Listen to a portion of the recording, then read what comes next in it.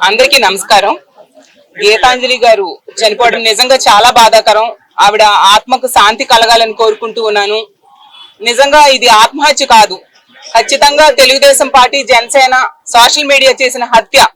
ఎందుకంటే అంత ఘోరంగా ఆవిడ సంతోషంతో ఎంత ఆనందంగా తనకి ఇళ్ల పట్టా వచ్చిందని, అమ్మఒడి వచ్చిందని, ప్రభుత్వ పథకాలు వచ్చాయని చాలా సంతోషంగా వ్యక్తం చేస్తే దాన్ని కూడా ట్రోల్ చేసి ఆమెకి మానసిక వ్యాధిని గురై చచ్చిపోయేట్టుగా చేశారు. ఇంత దుర్మార్గులు ఎక్కడా ఉండరు. అది జనసేన, తెలుగుదేశం పార్టీ సోషల్ మీడియాకే చెల్లింది.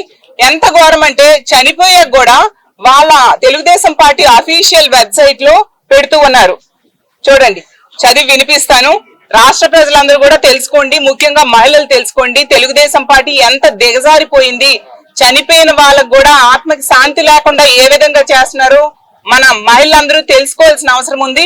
రానున్న ఎన్నికల్లో ఇలాంటి దుర్మార్గులకి, మహిళా వ్యతిరేకులకి తగిన బుద్ధి చెప్పాల్సిన అవసరం కూడా ఉంది. వాళ్ళ ఏం పెట్టారు చూడండి అమ్మా. గీతాంజలి మృతిపై ఈ వాస్తవాలు బయటికి రావాలంట.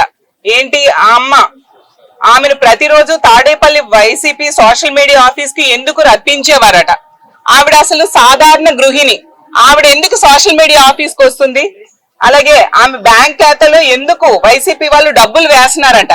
అంటే ఇష్టం వచ్చినట్టుగా సొంతంగా క్రియేట్ చేసి చచ్చిపోయిన మహిళను కూడా ప్రశాంతంగా ఆమె ఆత్మని ఉండనివ్వరా అని నేను అడుగుతూ ఉన్నాను. అలాగే ఆమె ఫోన్ కాల్ రికార్డ్ ఎందుకు బయట పెట్టడం లేదంట. అలాగే తెనాలి స్టేషన్ లో ఆమెతో పాటు ఉన్న ఆ ఇద్దరు ఎవరు?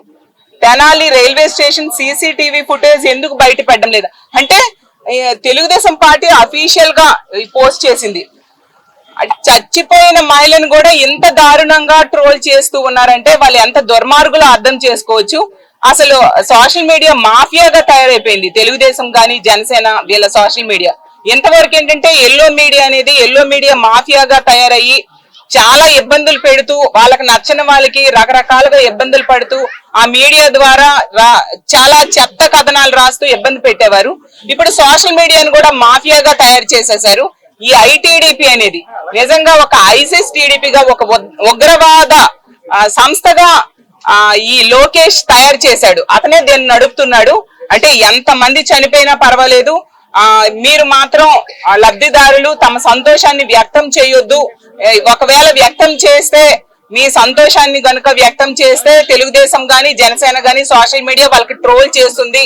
వాళ్ళు ఆత్మహత్య చేసుకునేంత వరకు ఈ విధంగానే ఇబ్బంది పెడతాం, చచ్చిపోయాక కూడా వాళ్ళ ఆత్మకు శాంతి లేకుండా ఇబ్బంది పెడతామని చెప్తున్నట్టుగా ఉంది.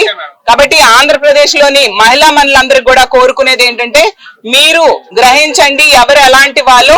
ఇలాంటి దుర్మార్గుల్ని రానున్న ఎన్నికల్లో తరిమి కొట్టాల్సిన అవసరం కూడా ఆంధ్రప్రదేశ్ లో ఉన్న మహిళలందరి మీద ఉందని తెలియజేసుకుంటూ సెలవు తీసుకుంటున్నాను.